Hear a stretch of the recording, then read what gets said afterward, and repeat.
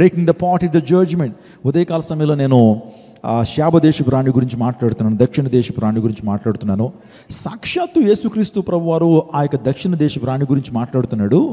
ఈమె అంత్య దినముల్లో, అంటే విమర్శనా దినము. ఏంటి ఆ దినం? ఏంటి? విమర్శనా దినము. అంటే దేవుడు ప్రతి ఒక్కరిని కూడా న్యాయ సింహాసనం ముందు నిలబెడతాడు. ఆయన ప్రతి ఒక్కరిని కూడా త్రాసులో వేస్తాడు. సో ఇక్కడైతే అన్యాయం జరగచ్చు, న్యాయాన్ని అన్యాయంగా మార్చేయచ్చు, అన్యాయం న్యాయంగా మార్చేయచ్చు.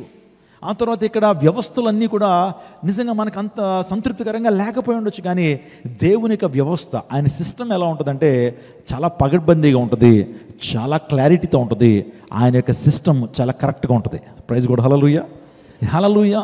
ఎందుకో తెలుసా? న్యాయాధిపతి కాబట్టి, సత్యాన్ని నడిపేటువంటి వాడు కాబట్టి, న్యాయాన్ని జరిగించేటువంటి వాడు కాబట్టి, ఆ సిస్టమ్ ఆయన ముందు నిలబడిన ఏ వ్యక్తి అయినా సరే ఏమంటే తప్పు చేస్తే తప్పుగానే నిరూపిస్తాడు తప్పించి ఏమంటే అన్యాయస్తున్న అక్రమస్తుని సమర్థించేటువంటి వాడు కాదు. కరెక్ట్ అయినటువంటి న్యాయాన్ని, సమగ్రమైనటువంటి న్యాయాన్ని ప్రభు యేసుక్రీస్తు ప్రభు వారు ఇస్తాడన్న విషయాన్ని జ్ఞాపకం చేస్తున్నాను. న్యాయపు సింహాసనం మీద ఆయన కూర్చున్నప్పుడు ఈ ప్రపంచంలో ప్రతి వ్యక్తి కూడా ఆయన ముందు నిలబడాల్సిందని దేవుని లేఖనం చెప్తా ఉంది.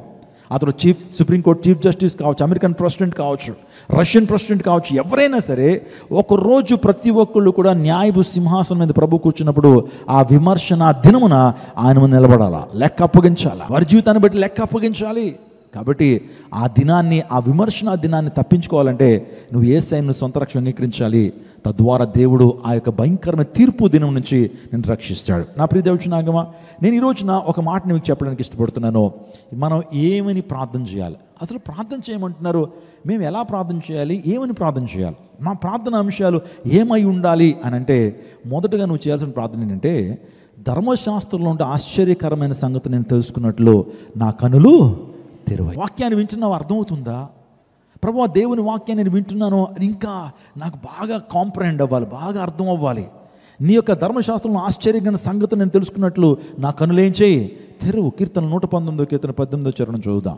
119 కీర్తన 18 చరణం. ఈరోజు మనం ఏమని ప్రార్థన చేయాలి అని దేవుని లేఖనం తెలుసుకున్నట్టే, నేను ఈ ధర్మశాస్త్రమునందు ఆశ్చర్యకరమైన సంగతులను చూచినట్లు నా కన్నులు తెరువుము. ప్రైజ్ గాడ్, హల్లెలూయా. ఈరోజు నా అడగాలి ప్రభువుని. దానియేలు అడిగాడు, అతి శ్రేష్టమైన బుద్ధి కలిగినటువంటి వాడు, ప్రార్థనా పరుడు, అనుదినము 3 సార్లు ప్రార్థన చేసిన ప్రార్థనా వీరుడు. మొదటి దఫాలో బబులోను చక్రవర్తి అయినటువంటి నెబుకద్నెజరు యెరూషలేము మీద దండెత్తి అనేక మందిని అపహరించి తీసుకుని వెళ్తున్నాడు. అలాంటి మొదటి దశలో వెళ్ళినటువంటి వాడు ఎవరు? దానియేలు. చాలా చిన్నవాడండి, 16 సంవత్సరాలు, ఒక టీనేజ్ బాయ్. బబులోను దేశానికి వెళ్ళాడు, ముమ్మారు ప్రార్థన చేసినటువంటి వాడు, ప్రార్థన ఆత్మ కలిగినటువంటి వాడు. నిజంగా అతడు తన జీవితంలో అడిగాడు, ప్రభువా, నీ ధర్మశాస్త్రంలో శ్రేష్టమైన సంగతిని ఎరుగునట్లు మర్మయుక్తమైన విషయాలు నాకు బోధించు అని ప్రభు సన్నిధిలో ప్రార్థన చేశాడు. ఆ బబులోను సామ్రాజ్యపు అధినేత అయినటువంటి నెబుకద్నెజరు కల వచ్చినప్పుడు దాని భావాన్ని ఛేదించగలిగాడు, ఆ కళను తెలుసుకోగలిగాడు. దేవుడు ఎగ్జాక్ట్లీ ఆ రాజుకి ఇచ్చినటువంటి కళనే దానియేలుకు కూడా ఇచ్చాడు. నిజంగా మర్మాలని ఛేదించగలిగాడు ప్రార్థన ద్వారా. ఈరోజు ఒక మాట నేను చెప్పినామండి, ప్రార్థన ఆత్మ కలిగినటువంటి వారు వివేచన ఆత్మ కలిగి ఉంటారు. నిజంగా వివేచించగలిగినటువంటి గొప్ప ఆత్మను కలిగి ఉంటారో వారి దేవుని యొక్క దర్శనాన్ని వారు చూడగలుగుతారు, దేవుని ప్రత్యక్షతను వారు చూడగలుగుతారు. నా ప్రియ దేవుని మా ప్రార్థన చేయటం ద్వారా మీరు దేవుని దర్శనాన్ని, దేవుని ప్రత్యక్షతను పొందుకోగలుగుతారు. ఆ తర్వాత కళలు ప్రభు ఇస్తాడు మీకు. కొన్ని సందర్భాలు భవిష్యత్తులో జరిగేటువంటివి కూడా దేవుడు మీకు బయలుపరుస్తాడు అనే విషయాలు బైబిల్లో ఆధారాలు ఉన్నాయి. ప్రార్థనా పరులైన సమూయేలు కావచ్చు, ప్రార్థనా పడినటువంటి దానియేలు కావచ్చు, వీళ్ళు భవిష్యత్తును చూడగలిగారు. దేవాదేవుడు భవిష్యత్తులో ఏం జరగబోతుందో దానియేలుకి చూపించాడు, రాజుకు చూపించాడు. అట్ ద సేమ్ టైం దానియేలు కూడా చూపించాడు. ఆ రాజు గొప్ప ప్రతిమను చూస్తున్నాడు ఆ దర్శనంలో, ఆ కళ్ళలో గొప్ప ప్రతిమను చూస్తున్నాడు. గొప్ప విగ్రహం అది. ఆ విగ్రహం యొక్క తల దేంతో ఉంది? బంగారంతో ఉంది. దాని యొక్క రొమ్ములు దేంతో ఉన్నాయి? ఈ భాగం అంతా దేంతో ఉంది? వెండి. ఆ తర్వాత దాని ఉదరము ఇత్తడి. ఆ తర్వాత దాని కాళ్ళు ఏంటి చెప్పండి? ఇనుము. ఆ తర్వాత దాని పాదాలు ఇత్తడి మట్టి కలిసినటువంటి పాదాలు. ఏంటిది? దేవాదేవుడు ఏం చూపించాడు నెబుకద్నెజరుకి? ప్రపంచాన్ని ఏలుబడి చేస్తున్నటువంటి సామ్రాజ్యం ఆ యొక్క బబులోను సామ్రాజ్యం అయితే, ఆ సామ్రాజ్యానికి రాజ్యాధినేతగా ఉన్నటువంటి వాడు, బబులోను సామ్రాజ్యానికి అధినేతగా ఉన్నటువంటి వాడు నెబుకద్నెజర్. Very powerful character. ఆ యొక్క దర్శనాన్ని చూస్తూ ఉన్నాడండి. ఈ దర్శనాన్ని చూస్తూ ఉన్నాడు, దాని తల. ఈ దర్శనాన్ని చూస్తున్నప్పుడు ఇదేదో మర్మయుక్తమైనటువంటి కళ, ఇది చాలా మర్మయుక్తమైన దర్శనం అని తెలుసుకున్నటువంటి ఆ రాజు కళ మర్చిపోయాడు. మరుసటి రోజు వచ్చి అంటున్నాడు, ప్రధానులందరినీ పిలిచి రాత్రి ఒక కళ వచ్చిందయ్యా, కళ మర్చిపోయాను, ఆ కళ చెప్పాలి, మీరు కళ భావాన్ని చెప్పాలన్నప్పుడు ఒకే మాట అన్నాడు దానియేలు, అయ్యా రాజా మీరేం కంగారు పడద్దు, నా దేవుడు మర్మాలను ఛేదించడానికి నాకు ఖచ్చితంగా సహాయం చేస్తాడు. ప్రార్థన చేస్తే దేవుడు మర్మాలను ఛేదించగలిగిన శక్తిని ఇస్తాడు. మీరేం వర్రీ కావద్దు, రేపు ఉదయానికి మీ కళ చెప్తాను, దాని భావాన్ని చెప్తానని వెళ్ళాడు. ఇంటికి వెళ్ళాడు. రాత్రంతా దేవునితో పెనుగులాడాడు, రాత్రంతా దేవునితో పోరాడాడు. ప్రభువా నన్ను అవమానపరచొద్దు, ఈ యొక్క బబులోను దేశంలో నీ రాజ్యము, నీ నామము మహిమపరచబడాలంటే ఈ కార్యం జరగాలయ్యా అని రాత్రంతా పట్టుదలతో ప్రార్థన చేశాడు. ఎగ్జాక్ట్లీ ఆ నెబుకద్నెజరుకి ఇచ్చిన దర్శనాన్ని ఎవరికి ఇచ్చాడు? దానియేలుకి ఇచ్చాడు. ఉదయం వెళ్ళి చెప్తుంటే రాజు ఆశ్చర్యపోయాడు. వెంటనే నువ్వు పూజిస్తున్న దేవుడే గొప్పవాడయ్యా, నువ్వు పూజిస్తున్న దేవుడే యెహోవా దేవుడే గొప్పవాడని చెప్పి తన విశ్వసించడం మాత్రమే కాకుండా తన రాజ్యంలో ఉన్నటువంటి వారందరికీ చెప్పారు, ఈ దేవుడే నిజమైనటువంటి దేవుడని నెబుకద్నెజరు చెప్పడం జరిగింది. నా ప్రియ దేవుని మర్మాలను ఛేదించాలంటే, ఆశ్చర్యకరమైన సంగతులను తెలుసుకోవాలంటే నీ జీవితంలో ప్రార్థన అనుభవాన్ని కలిగి ఉండాలా. నీ కుటుంబాన్ని పోషించుకునేటువంటి జ్ఞానము, నీ బిడ్డలను క్రమబద్ధీకరించేటువంటి జ్ఞానము, నీ బిడ్డలను నిజంగా దైవ కృపలో పెంచేటువంటి జ్ఞానము నువ్వు దేవుని నుంచి పొందుకోవాలి. అది ప్రార్థన ద్వారానే అది సాధ్యమవుతుంది. బిడ్డలు పెద్దవారు అవుతున్నారు. ఎంత ప్రమాదకరమైన దినాలండి ఇవి, ఎంత ప్రమాదకరమైన దినాలు. ప్రజలు నిజంగా చిన్నపిల్లలండి, ఆ చిన్న చిన్న మనసును కూడా పాడైపోతున్న ఈ రోజున సోషల్ మీడియా. వారి చేతికి మొబైల్ ఇస్తే చాలు, ఆ బిడ్డలు నాశనం అవ్వడానికి మొబైలే ప్రధానమైన కారణంగా కనబడుతూ ఉంది. మన బిడ్డలను ఆత్మీయంగా ఎలా పెంచగలుగుతాం? మన బిడ్డల్ని లోక మాలిన్యాన్ని అంటించుకోకుండా మనం పెంచాలంటే తల్లిదండ్రులు ప్రార్థన చేయాలి. ఆ పిల్లల్ని పెంచే జ్ఞానం కొరకు ప్రభువుని అడగాలి. అలా అడిగినప్పుడు దేవుడు మనకు జ్ఞానం ఇస్తాడు. దానియేలుకు నెబుకద్నెజరు సాష్టాంగపడి నమస్కారం చేశాడు. ఎందుకు తెలుసా? ఈ యొక్క దానియేలు నువ్వు మామూలు వ్యక్తివి కాదయ్యా, రాజంతటి వాడు దానియేలు ముందు సాష్టాంగపడ్డాడట. నేను నా మాటలు చెప్తాను అనుకుంటున్నారా? టర్న్ యువర్ బైబిల్స్ టు దానియేలు గ్రంథము 2వ అధ్యాయం 46వ వచనం చదవండి. అంతటా రాజుకు నెబుకద్నెజరుకు దానియేలుకు సాష్టాంగ నమస్కారం చేసి అతన్ని పూజించి నైవేద్య ధూపం అతనికి సమర్పింప ఆజ్ఞాపించాను. చూడండి, అంటే దానియేలు నిజంగా ఎంత గొప్పగా ఆరాధిస్తున్నాడు. ఒక రకంగా ఎంత మంచి ఒపీనియన్ ఆ నెబుకద్నెజరుకు వచ్చిందంటే, నువ్వు పూజించేటువంటి దేవుడు సమర్థుడైనటువంటి దేవుడు, ఆకాశాన్ని భూములు అందరూ సమస్తాన్ని కలుగు చేసినటువంటి దేవుడు, నీ దేవుడు సృష్టికర్త అని దానియేలుని ఎంతగానో ఘన సన్మానాలు చేస్తూ ఉన్నాడు. దానియేలుకు ఒక మంచి పేరు పెట్టాడు. ఏం పేరు అది? బెల్తెషాజర్ అని పేరు పెట్టాడు. బెల్తెషాజర్ అంటే అర్థం ఏంటంటే, ఆ యొక్క నెబుకద్నెజరు లేకపోతే ఆ బబులోను దేశంలో జ్ఞాన దేవత పేరు అనమాట. ఏంటది? జ్ఞాన దేవత. అంటే అమేజింగ్ నాలెడ్జ్ ఉంటే ఎవరికైనా సరే వెంటనే ఆ పేరు పెట్టేస్తారు. ఏంటి? బెల్తెషాజర్. అయ్యా నేను ముద్దు పేరు పెట్టుకుంటానయ్యా, ఇంక నుంచి దానియేలుని పిలవను, నేనేమి పిలుస్తాను? జ్ఞానదేవతను పిలుస్తాను. You are Belteshazzar. అంత గొప్ప సాధించడానికి ప్రధానమైన కారణం ఏంటి తెలుసా? దానియేలు దేవునితో ప్రార్థన చేశాడు. దానియేలు సేవించు దేవుణ్ణి రాజు స్తుతించి మహింపరిచాడు. ఏ దేవుణ్ణి అయితే దానియేలు స్తుతించి ఆరాధిస్తూ గణపరుస్తున్నాడో ఆ దేవుణ్ణి ఏం చేశాడు? రాజు కూడా మహింపరిచాడు. రాజు దానియేలు బహుగా ఇచ్చించాడు. బబులోను జ్ఞానులందరిలో ప్రధానుడుగా నియమించబడ్డాడు. ఎవరు? ఏమంటే అక్కడ చాలామంది ప్రధానులు ఉన్నారు, చాలా చీఫ్ పీపుల్ ఉన్నారు. వారందరిలో కూడా ప్రధానులుగా ఎవరిని చేశాడు? దానియేలు ఉంచినట్టుగా మనం చూస్తున్నాం. షడ్రంగ్, మిషాక్, అబేద్నెగోలు నిజంగా వీరి యొక్క సంస్థానంలో వారు ఉంటున్నటువంటి ఆ టైంలో కూడా దేవుడు బలమైన కార్యాలు దేవుడు జరిగించాడు. నా ప్రియ దేవుజనాగమా, ఏమని ప్రార్థన చేయాలి? ప్రభువా నీ మర్మాల్ని నాకు విశదీకరించు. నీ వాక్యాన్ని వింటున్నాను, ఆ వాక్యాన్ని నాకు అర్థం అవ్వాలి తండ్రి. నీ వాక్యంలో ఉండే శ్రేష్టమైన అంశాల ద్వారా నా జీవితాన్ని సరి చేసుకోవాలి. కొంతమంది వాక్యాన్ని విని బాగుందండి అని వెళ్ళిపోతారు, కానీ జీవితాన్ని సరి చేసుకోరు. వాక్యానికి మార్కులేసి వెళ్ళిపోతూ ఉంటాం, కానీ ఒక మాట మార్కులేసి వెళ్ళిపోవడం వల్ల ఉపయోగం లేదు. నీ జీవితాన్ని సరి చేసుకోవాలి, నీ జీవితాన్ని మార్చుకోవాలి. ఎక్కడైతే దేవునికి ఆయాసకరమైన మార్గాలు మన జీవితంలో ఉన్నాయో సరి చేసుకున్నప్పుడే ఎంత గొప్ప దేవుని సేవకుడు ఇక్కడ వాక్యం చెప్పినా ఆ వాక్యం ఫలించాలంటే నువ్వు ఆ యొక్క వాక్యానికి ఒక తీర్మానం తీసుకుని వెళ్ళినప్పుడే ఆ వాక్యం నీలో ఫలిస్తుంది. మన జీవితాల్లో ఏమని ప్రార్థించాలంటే, నీ ధర్మశాస్త్రం ఆశ్చర్యకరమైన సంగతులు చూచినట్లు ఏం చేయి, నా కనులు తెరువయ్యని ప్రార్థన చేయాలి. నా ప్రియదేవజనాగమ, సంఘము అత్యాసక్తితో ప్రార్థన చేశారు. సంఘం అత్యాసక్తితో ప్రార్థన చేస్తున్నారు. ఎవరి కోసం తెలుసా? పేతురు చెరసాలలో ఉన్నాడు. పేతురు ఎందుకు చెరసాలలో ఉన్నాడనంటే, అదేదో పాడు పని చేయలేదు, ఏదో ప్రభుత్వానికి వ్యతిరేకంగా పనిచేయలేదు, కానీ దేవుని సువార్త ప్రకటిస్తున్నాడని పేతురుని తీసుకెళ్లి చెరసాలలో వేశారు. సంఘం అప్పుడు ఏం చేశారు? అలాగే జరగాలి, మా దైవ సేవకుడికి అలాగే జరగాలి, అందుని బట్టి మేము ప్రార్థన చేయమనుకున్నారా? దేవుని సేవకుడు కుటుంబం కొరకు మీరు అందరూ ప్రార్థన చేయాలి. దేవుని సేవకుడికి ప్రయాణాల కోసం మీరు ప్రార్థన చేయాలా. నీ సేవకుడు ఎక్కడైతే నిలబడి వాక్యాన్ని అందిస్తున్నాడో మీరందరూ ప్రార్థనా ధూపాన్ని వేసినప్పుడు ఒక గొప్ప బలం నీ సేవకుడికి ఉంటుంది. మన యొక్క పరిచర్లో మంచి విధానం ఉంది. మీటింగ్ జరుగుతూ ఉన్నప్పుడు కొంతమంది ప్రార్థనా యోధులు ఏం చేస్తుంటారు, పక్కన వెళ్ళి ప్రార్థన చేస్తుంటారు, ప్రభువా నీ సేవకుడు నీ నామం పెట్టి నిలబడుతున్నాడు అయ్యా, అపవాది శక్తులు ముందు నిలబడతా ఉన్నాడు. It's not a simple thing అండి. ఈరోజు సువార్త సభల్లో దేవుని సేవకుడు నిలబడటం అనేది అపవాది శక్తులతో పోరాటం చేస్తున్నాడు. అపవాది శక్తులతో నిజంగా ఎదురాడు శక్తులతో పోరాటం చేస్తున్నప్పుడు నీ సేవకుడికి, ఆ సువార్థికుడికి చాలా బలం కావాలి. ఏంటంటే ప్రార్థనా బలం. అయ్యా నా సేవకుని బలపరచయ్యా, నా సేవకుని నోట బలీయమైన వర్తమానాలు రావాలి అని అనేక మంది కదిలించబడాలని సంఘం ఏం చేయాలా, ప్రార్థన చేయాలా. సంఘం అత్యాసక్తితో ప్రార్థన చేశారు. ఆ రాత్రి చేస్తా ఉన్నాడు. జరిగిన కార్యం తెలుసా, పరలోక రాజ్యం నుంచి దూత పంపబడింది. హల్లెలూయా. సంఘం అత్యాసక్తితో ప్రార్థన చేసి, ఈ రోజున ఎందుకు మనందరం కలిసి ప్రార్థన చేస్తున్నాము, ఎందుకు అందరూ ఒకరు చేయి పట్టుకుని మరొకరు ఎందుకు ప్రార్థన చేస్తున్నాం? నా విధానం ఏంటి తెలుసా, మీరు ఎప్పుడైతే సంఘమంతా ఏక మనసుతో ప్రార్థన చేస్తారో, సంఘమంతా ఐక్యమత్యంతో ప్రార్థన చేస్తారో, సంఘమంతా కూడా ఏకదాటిగా ప్రార్థన చేస్తున్నప్పుడు, ఏక మనసుతో ప్రార్థన చేస్తున్నప్పుడు an angel will be sent by God. దేవుని ద్వారా ఆ దేవుని దూత ఏం చేయబడుతుంది, పంపబడుతుంది. మన మధ్యకు దేవుని దూతలు దిగి వస్తారు. ఎప్పుడు తెలుసా, సంఘం అత్యాసక్తితో ప్రార్థన చేసినప్పుడు, సంఘం ఏక మనసుతో ప్రార్థన చేసినప్పుడు దేవుని దూతలు దిగి వస్తారు. పరలోక రాజ్యం నుంచి దూత పంపబడింది. ఆ తర్వాత రెండో అద్భుతం ఏంటి తెలుసా, సంఘం అత్యాసక్తితో ప్రార్థన చేసినప్పుడు జరిగిన కార్యము, చెరసాల గదిలో వెలుగు ప్రకాశించెను. హల్లెలూయా. చెరసాల గదిలో వెలుగు అంటే ప్రార్థన చేయడం ద్వారా మన జీవితంలో పరిశుద్ధాత్మ వెలుగు, దేవుని యొక్క ప్రత్యక్షత, దేవుని యొక్క వెలుగు మన జీవితంలో కలుగుతుంది. దేవుని దూత దిగి రావడం మాత్రమే కాదు, చెరసాల్లో గొప్ప వెలుగు చూసినట్లుగా మనం చూస్తూ ఉంటాం. ఆ తర్వాత దూత స్వయంగా వచ్చి పేతురుని ఏం చేసింది, లేపింది. దూత స్వయంగా వచ్చి దేవుని సేవకుడు లేపింది. అలా లేపబడ్డానికి కారణం ఏంటి తెలుసా, సంఘం చేస్తున్న ప్రార్థన. మీరు గమనిస్తున్నారా సంఘం ప్రార్థన ఎంత శక్తివంతమైందో? ఆల్ నైట్ ప్రేయర్లో మనం చేస్తున్న ప్రార్థన ఎంత శక్తివంతమైందో?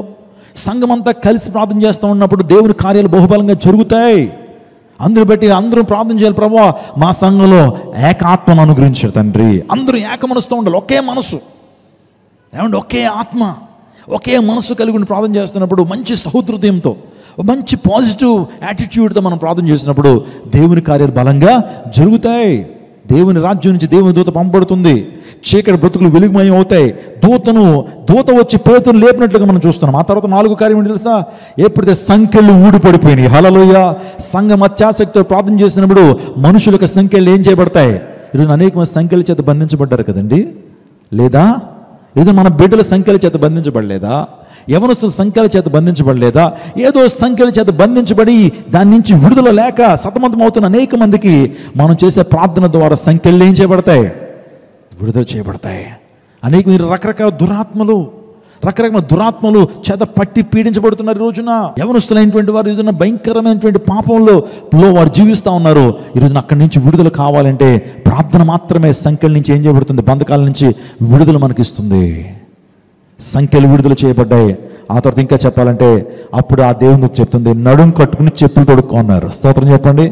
నడుం కట్టుకుని చెప్పులు తొడుక్కో అని ఎప్పుడైతే పేతురు చెప్పాడు, వెంటనే పేతురు ఎలర్ట్ అయ్యాడు. నిజంగా దేవుడు గొప్ప కార్యాన్ని దేవుడు జరిగించాడు. ఆ ప్రాంతాల్లో అతని సాక్ష్యం, ఆ ప్రాంతాల్లో పేతురు నిజంగా జరిగించిన సువార్త ఉద్యమం చాలా గొప్పది. వీటన్నిటి కారణం ఏంటి? సంఘ ప్రార్థన. దేవుడు మనందరినీ సంఘంగా చేశాడా లేదా? ఒక సంఘాన్ని దేవుడు మీకు చూపించాడు. ఆ సంఘం ద్వారా మీరు ఆధ్యాత్మికంగా పెంచబడుతున్నారు. దేవుని వాక్యం ద్వారా ఏం చేయబడుతున్నారు? మీరు పెంచబడుతున్నారు. You can be nourished by the word of God in the church. దేవుని వాక్యము చేత మీరు నరిష్ అవుతా ఉన్నారు, దేవునికి సమీపంగా చేరుతూ ఉన్నారు. ఆత్మతోనూ సత్యముతోనూ మీరు ఆరాధించడం కొరకు దేవుడు ఒక సంఘాన్ని ఏర్పాటు చేసి వర్షిప్ లీడర్స్ని ఇక్కడ పెట్టి నీ కొరకు ప్రార్థన చేసేటువంటి నిజంగా దేవుని సేవకులు నీ ప్రాంతంలో నడిపించి ఆత్మీయంగా నువ్వు ఎదగడానికి సంఘం ఎంతో నీకు తోడ్పడుతుంది. నీ బిడ్డలు ఆత్మీయంగా ఫలించడానికి సంఘము ఎంతగానో తోడ్పడుతున్నప్పుడు ఆ సంఘం కొరకు ఏం చేయాలి? నువ్వు ప్రార్థన చేయాలి. సంఘం విస్తరించాలని ప్రార్థన చేయాలి. సంఘంలో ఇంకా అనేక మంది ఆ దేవుని సేవకులకి చేదోడు వాదోడుగా ఉండేటువంటి సహకారం లేపబడాలని ప్రార్థన చేయాలి. సంఘం విస్తరింప చేయాలని ప్రార్థన చేయాలి. అలా ప్రార్థన చేస్తున్నప్పుడు నీ క్షేమాన్ని దేవుడు ఏం చేస్తాడు? విస్తరింప చేస్తాడు.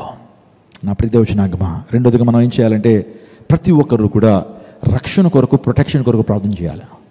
చెప్పండి, రక్షించబడ్డానికి దేవుడు మనకి తన సంరక్షణ ఇవ్వాలని ప్రార్థన చేయాలి. అపోస్తుల కార్యం 16వ అధ్యాయం 30 నుంచి 33 వచనాలు చదివితే అక్కడ చెరసాల నాయకుడు కనబడతాడు మనకి. ఎవరు? జైలర్ కనబడతాడు. నిజంగా ఆ జైలర్ రక్షణ పొందడానికి కారణం ఏంటి తెలుసా? దేవుని సేవకుడు నేను అపోస్తలుడైన పౌలు శీల చేసిన ప్రార్థన. వారు చేసిన ప్రార్థన ద్వారా దేవుడు ఒక వ్యక్తిని రక్షిస్తున్నాడు. చెరసాల నాయకుడు వాస్తవానికి చాలా కరడుగట్టినటువంటి వ్యక్తి. అంటే పోలీస్ ఆఫీసర్ ఎలా ఉంటారు? సాఫ్ట్గా ఉంటారా? వారి ప్రొఫెషన్ బట్టి చాలా స్టబర్న్గానే ఉంటారు. పోలీస్ ఆఫీసర్స్ కానీ గొప్ప వారు వాళ్ళు చాలా చాలా మెచ్యూర్డ్గా ఉంటారు, చాలా స్టబర్న్గానే ఉంటారు. ఆ వ్యక్తి ఒక ప్రశ్న అడుగుతున్నాడు. ఎవరైనా తెలుసా? ముద్దాయిలుగా వచ్చినటువంటి వారిని, దోషులుగా వచ్చి ఆ జైల్లో ఉన్నటువంటి వ్యక్తులను అడుగుతున్నారు, అయ్యలారా రక్షణ పొందడానికి ఏం చేయాలి? అయ్యలారా రక్షణ పొందడానికి ఏం చేయాలి? Sirs, what shall I do in order to be saved? రక్షణ పొందడానికి ఏం చేయాలని అడగటం ఎంత ఆశ్చర్యకరం. మీరు ఆలోచన చేయండి. అంటే రక్షణ కార్యం జరుగుతుంది ఎప్పుడంటే మనం ప్రార్థన చేసినప్పుడు. మనం కూడా ఏమని ప్రార్థన చేయాలి తెలుసా? ప్రభువా నీ రక్షణ నాకు ఇవ్వండి అయ్యా, ఉన్నతమైన రక్షణ నాకు ఇవ్వండి, రక్షణానందాన్ని నాకు ఇవ్వండి. రక్షణలో కుడికి కానీ ఎడమ కానీ తొట్టిల్లిపోకుండా ఈ రక్షణలో నేను నడుచున్నట్లు, అంతం వరకు నా రక్షణ కాపాడుకున్నట్లు, అంతం వరకు భయంతోనూ వణుకుతోనూ నా రక్షణ కాపాడుకున్నట్లు సహాయం చేయండి అని ప్రభువుని అడగాలి. రక్షించబడ్డాం, మంచిదే, అయిపోయిందా? బాప్తిజం తీసేసుకున్నావు, రక్షించబడిపోవచ్చు, అంతే అయిపోయిందా? భక్తి అంతేనా? రక్షించబడుతుంటేనే అవ్వలేదు నీ భక్తి. ఆ రక్షణలు ఏం చేయాలా? కొనసాగాలి. ఏమండి, ట్రైన్ టికెట్ కొనేసుకోవడంతో అయిపోయిందా? ప్రయాణం చేయాలి కదా. ఇప్పుడు ప్రయాణం చేసి ఎక్కడికి వెళ్ళాలా? నువ్వు వెళ్ళాలనుకున్నటువంటి గమ్యానికి చేరుకోవాలి. ఆ తర్వాత అమెరికాకి వెళ్దాం అనుకున్నావు, గ్రేట్ బ్రిటన్కి వెళ్దాం అనుకున్నావు, టికెట్ కొనుక్కున్నావు, వీసా వచ్చింది, కానీ నువ్వేం చేయట్లా? ప్రయాణాన్ని కంటిన్యూ చేయట్లా, ఉండిపోయావు అంతే అక్కడ ఎయిర్పోర్ట్ దగ్గర. వెళ్తావా? ఈరోజు రక్షణ కూడా, రక్షణ టికెట్ నీకు వచ్చింది, దేవుడిని రక్షించాడు, ఆ రాజ్యానికి ఒక టికెట్ ఇచ్చాడు. నువ్వేం చేయాలి? ఇప్పుడు దాన్ని కొనసాగించాలి, ఎక్స్పైర్ అయిపోకూడదు. దాన్ని కొనసాగించి భయంతో వణుకుతాను. రక్షణ ఏం చేయాలా? కాపాడుకోవాలి. రక్షణ కాపాడుకోవాలి. అడగాలి ప్రభువుని, అయ్యా రక్షణ పొందడానికి ఏం చేయాలని చెరసాల నాయకుడు అడిగాడు. అవును, ప్రభువుని ఏం అడగాలి? అడుగుడి మీకు ఇవ్వండి అంటే దేవుడు అడిగినటువంటి వాటిని అని అనుగ్రహిస్తాడు. రక్షణ కోసం అడిగాడు. ఎవరు? చెరసాల నాయకుడు. దేవుడు రక్షణతో తను నింపాడు, సంరక్షణతో నింపాడు. ఈరోజున ప్రతిదినము కూడా మనం చేయాల్సిన ప్రార్థన, ప్రభువా ఈ భయంకరమైన రోజుల్లో నా శరీరాన్ని మీరు ఏం చేయండి? నా శరీరాన్ని కాపాడండి అయ్యా. ఏదైనటువంటి దీర్ఘకాలిక రోగాలు నాకు కానీ నా బిడ్డలు కానీ రాకుండా ఉండాలని తల్లిదండ్రులు ఏం చేయాలి? ప్రార్థన చేయాలి. ఈరోజు మార్నింగ్ ఒక కుటుంబం నా దగ్గరికి వచ్చారు. ఆ పాపకి సుమారుగా ఒక 14-13 సంవత్సరాలు ఉంటాయి. విచిత్రమైనటువంటి సమస్య. కళ్ళన్నీ బాగానే ఉన్నాయి, కానీ ఆ కంట్లో సమస్య అట. ఆపరేషన్ చేయాలట. ఇప్పటికే 2 ఆపరేషన్స్ అయినాయట. చెప్తున్నప్పుడు నాకు చాలా బాధ అనిపించింది. ఏంటి విచిత్రమైనటువంటి సమస్యలు, రకరకాలైనటువంటి రోగాలు మనకు కనబడుతూ ఉన్నప్పుడు, ప్రియ తల్లిదండ్రులారా మీ బిడ్డల కొరకు వారి చుట్టూరు కూడా దేవుని యొక్క ఆ కంచె ఉండు నిమిత్తం ఏం చేయాలి? ప్రార్థన చేయాలి. నేను ఒక మాట చెప్పిన, ప్రార్థన ద్వారా దేవుడిని చుట్టూరు ఒక కంచె వేస్తాడు, ఒక ప్రొటెక్షన్ నీ ముందు ఉంచుతాడు. సో ఆ ప్రార్థన అనుభవం కలిగినటువంటి వారి చుట్టూ కూడా దేవుడు తన యొక్క దూతలను ఆజ్ఞాపించి వారిని రక్షిస్తాడని దేవుని లేఖనం సెలవిస్తూ ఉంది. కాబట్టి ఆ సంరక్షణ నువ్వు పొందుకోవాలంటే ప్రార్థన ద్వారా మాత్రమే ఆ కంచె నువ్వు వేసుకోగలుగుతావు. కాబట్టి ప్రార్థన చేయనటువంటి వారికి ఆ కంచె ఉండదు.